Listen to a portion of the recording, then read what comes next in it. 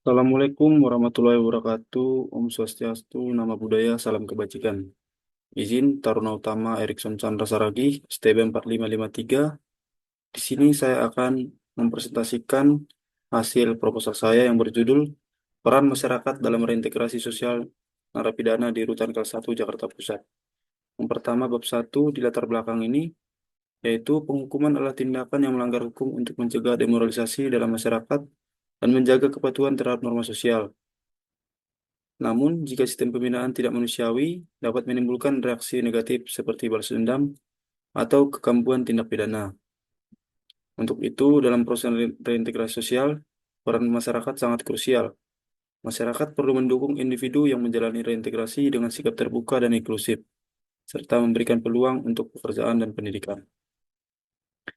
Nah, selanjutnya ada rumusan masalah. Di sini saya mengambil dua. Yang pertama yaitu bagaimana pelaksanaan reintegrasi sosial narapidana yang dilakukan di Rutan Kelas 1 Jakarta Pusat.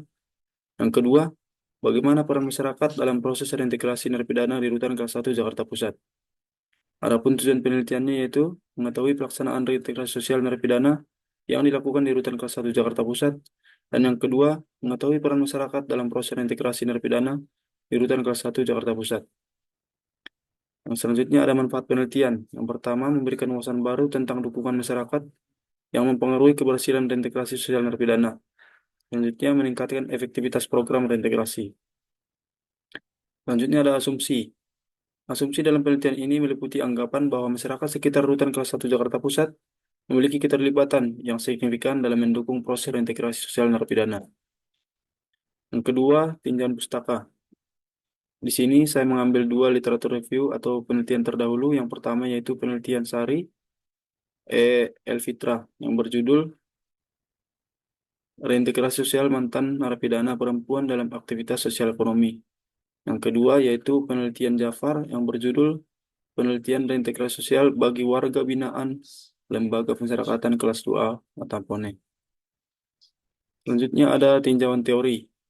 Di sini saya mengambil teori social support menekankan pentingnya dukungan sosial bagi individu, terutama dalam proses reintegrasi sosial narapidana. Dukungan ini berasal dari keluarga, teman, dan komunitas yang dapat membantu narapidana mengatasi stres, meningkatkan kesejahteraan, dan membangun resiliensi. Selanjutnya ada definisi operasional. Di sini definisi operasional ini mengarah pada tindakan nyata yang dapat diukur dan dievaluasi dalam konteks implementasi program reintegrasi sosial narapidana. Yang terakhir, bab 3 metode penelitian. Metode penelitian ini menggunakan metode kualitatif dengan pendekatan deskriptif analisis untuk menggali dan memahami fenomena sosial. Pendekatan ini memungkinkan peneliti untuk mengeksplorasi makna yang tergantung dalam masalah sosial atau kemungkinan yang dialami oleh individu atau kelompok tertentu.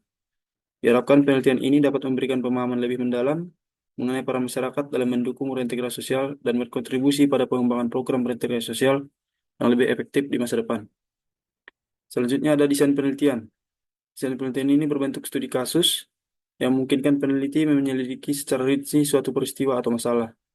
Terdapat data primer dan sekunder yang akan dikumpulkan untuk mendukung analisis tersebut. Sumber data di sini terdapat dua, yaitu yang pertama data primer, yang dimana diperoleh langsung dari narapidana di Rutan Kelas 1 Jakarta Pusat yang menjalani program pembebasan bersyarat serta petugas rutan pembimbing kemasyarakatan dari Balai Pemasyarakatan Jakarta Timur Utara, keluarga narapidana, aparat desa, dan masyarakat sekitar. Selanjutnya, melalui data sekundernya meliputi dokumen, buku jurnal, dan bahan hukum atau peraturan perundang-undangan. Teknik pengumpulan data di sini menggunakan tiga, yaitu yang pertama observasi. Peneliti akan mengamati masyarakat yang terlibat dalam reintegrasi narapidana. Yang kedua, wawancara. Wawancara ini dilakukan secara tatap muka langsung. Yang ketiga yaitu studi dokumentasi. Terakhir ada teknik analisis data, yang mana meliputi 4 tahap. Yang pertama, pengumpulan data melalui observasi, wawancara, dan studi dokumentasi. Yang kedua ada reduksi data, yang melibatkan seleksi dan pengkategorian untuk memfokuskan informasi relevan. Yang ketiga ada penyajian data, di mana hasil reduksi disusun agar mudah dipahami. Dan yang terakhir ada penarikan kesimpulan yang dilakukan setelah data yang terkumpul cukup dan sesuai. Di sini ada jadwal penelitian, yang dimana di bulan Februari itu ada pengajuan judul, penentuan dosen pembimbing, dan pembimbingan proposal skripsi. Di bulan Maret itu ada pengumpulan proposal skripsi, ujian proposal skripsi, dan juga perbaikan proposal skripsi. Di bulan Mei ada proses pengambilan data, di bulan Juni ada pengolahan data, di bulan Juli ada penyusunan skripsi, dan di bulan November ada sidang skripsi. Baik, sekian pemaparan hasil proposal skripsi saya. Akhir kata, wabillahi taufiq wal hidayah. Assalamualaikum warahmatullahi wabarakatuh.